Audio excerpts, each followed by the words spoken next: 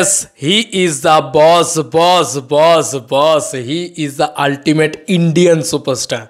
ভাই sub রেবেলের poster এসছে না, এটা জাস্ট মানে ব্যাং অন লেভেলের মাথা ব্যথা ঘুরিয়ে দিয়েছে। আমি ফার্স্টে দেখে কি হলো রে ভাই, এটা তো মাথা ঘুরিয়ে দিয়েছে ভাই। এটা কি ছিল ভাই? একটা ছবির নাম অ্যানাউন্সমেন্ট হয়নি অফিসিয়ালি কোথাও থেকে, কোনোভাবে কোনো ইয়েতে, তারপরে হঠাৎ করে তার পোস্টার তৈরি হয়ে যাচ্ছে এবং সেই পোস্টারটা চলে আসছে। তুমি ভাবতে পারছো জাস্ট মানে কী লেভেলের হাইপ উঠলে একটা সিনেমা এই লেভেলের হতে পারে বন্ধুরা? কী লেভেলের হাইপ উঠলে তুমি ভাবতে পারছো?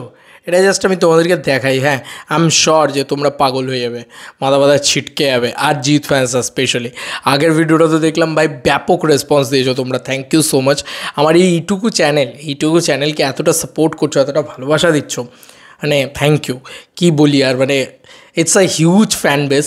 আর জিদ্দার এখন, আর আমি এটা বলবো, জিদ্দার ভিডিও বানাতে গেলে হোপফুলি হয়তো আমাকে ইন ফিউচার হিন্দিতে ভিডিও বানাতে হবে।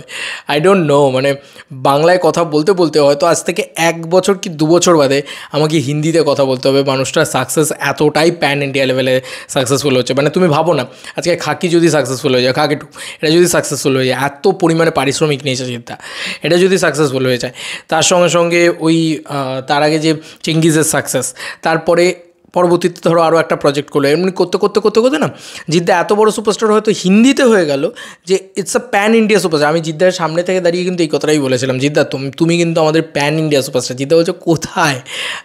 দেখতে পাচ্ছ তো জিদ্দা, আমি অনেক দিন আগেই বলেছিলাম তোমাকে চেঙ্গিজের সময় যে তুমি প্যান ইন্ডিয়া সুপারস্টার। জাস্ট মানে একটা ছবির অ্যানাউন্সমেন্টই হয়নি আর সেই ছবিটারই এখন পোস্টার চলে এসছে, এবং মানে কোনো এলিতেলি ফালতু পোস্টার না।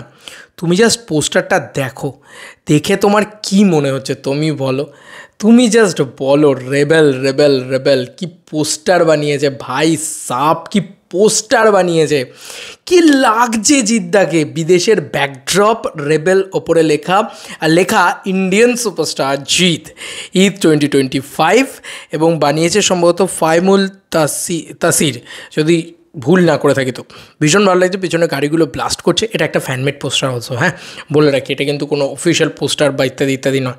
বাট জিদ্দার এই লুকটা দেখো বন্ধুরা, কোথা থেকে এটা বার করে এনেছে। আজকে এআই এর দুনিয়ায় কিছুই মানে অবিশ্বাস্য নয়, কিছুই অবাক করা বিষয় নয়।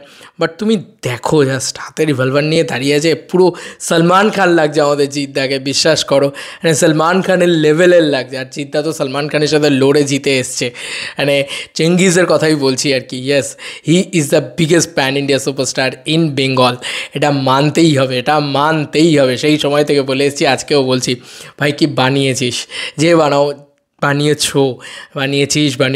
বানিয়েছেন, যাই হোক, ফাটিয়ে দিয়েছো ভাই, আমি খুব এক্সাইটেড হয়ে তুই তো গাড়িটা বেরিয়ে গিয়েছে। বাট লিটারেলি দারুণ লাগছে জিদ্দাকে, এক কথায় দেখতে গেলে দারুণ লাগছে, ভয়ঙ্কর লাগছে। এই অ্যানাউন্সমেন্টটা জিদ্দা তাড়াতাড়ি করে দাও, এরকম লেভেলের পোস্টার ভাই আলাদা লেভেলের। আর ওই যে বললাম, জিদ্দাকে নিয়ে ভিডিও বানাতে গেলে হয়তো বাংলায় বানানোটা এবার একটা দুষ্কর পরিস্থিতিতে গিয়ে দাঁড়াবে, কারণ জিদ্দা এখন হিন্দিতে খেলছে, আর হিন্দিতে আস্তে আস্তে সাকসেসফুল হতে হয়তো একটা এমন দিন আসবে যেদিনকে হয়তো জিদ্দার বাংলার থেকে হিন্দিতে ক্রেজ হয়ে যাবে।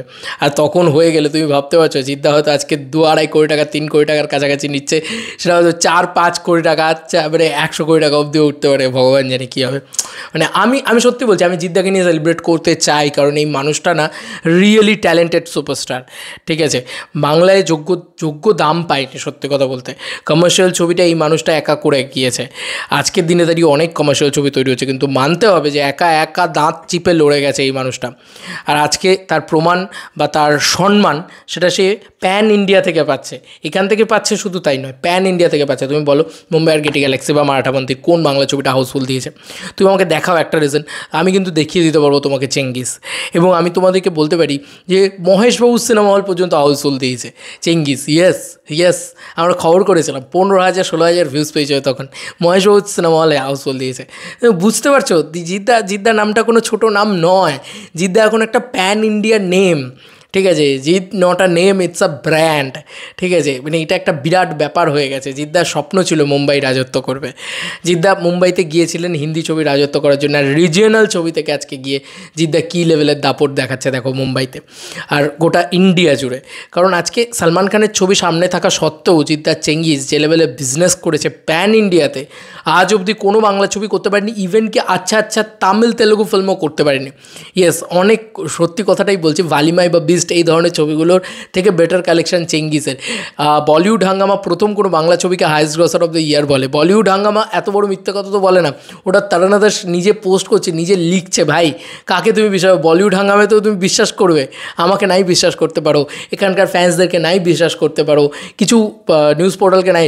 বলিউড হাঙ্গামা দেখে দেখে সবাই খবর করে, সেই বলিউড হাঙ্গামা লিখছে যে Chengiz highest grosser of the year. সেই বলিউড হাঙ্গামা বলছে যে চেঙ্গিজের হিউজ দাপট, ঠিক আছে, গোটা ইন্ডিয়া জুড়ে। এটা কিন্তু বলিউড হাঙ্গামা বলেছে, ইভেন কি বলিউড হাঙ্গামাই কিন্তু বলেছে যে ভালিমা এবং বিস্টার থেকে বেটার কালেকশন করেছে চেঙ্গিজ। হাই জিৎ, আমি বললাম তো জিৎদাকে আমি যোগ্য সম্মানটা পাইনি এখানে, এবার পেতে চলেছে সে প্যান ইন্ডিয়া করে। এই যে পোস্টারটা বেরিয়েছে, এটা অ্যাকচুয়ালিতে একটা প্যান ইন্ডিয়া লেভেলের পোস্টার হয়েছে। Yes, Jeet Das pan India level poster, but it's fan-made poster. তুমি ভাবো যে ফ্যানমেড পোস্টার যদি প্যান ইন্ডিয়া লেভেলের হয়, তাহলে অফিসিয়াল পোস্টার কী লেভেলের হবে, আর ধামাকা কী লেভেলের হবে। আমি শুধু চাইছি যে রেবেল যেন খুব শীঘ্রই অ্যানাউন্সমেন্ট করে জিদ্দা। সামনে আর কি কোনো ব্যাপার আছে? দুর্গাপুজোর সময় রিলিজ, নাহলে মানে দুর্গাপুজোর সময় পোস্টার অ্যানাউন্সমেন্ট বা কোনো একটা অ্যানাউন্সমেন্ট রেবেলের, আর নাহলে একেবারে ফাইনালি আমরা দুর্গাপুজোর দশেরাতে আমরা আশা করতে পারি, কারণ রাবণের লুকটা এসেছিলো, তো সেরকমভাবে আশা করতে পারি। যদি না আসে তাহলে আমরা কনফার্ম এইটুকু ধরেই নিতে পারি যে জিদ্দার জন্মদিনের দিন কিছু তো একটা ধামাকা হবে। তোমাদের আর কি মতামত এই এন্টার ভিডিওটাকে নিয়ে জানিও কমেন্ট সেকশনে। চলো বন্ধুরা, নতুন কোনো ভিডিওতে দেখা হবে, বাই।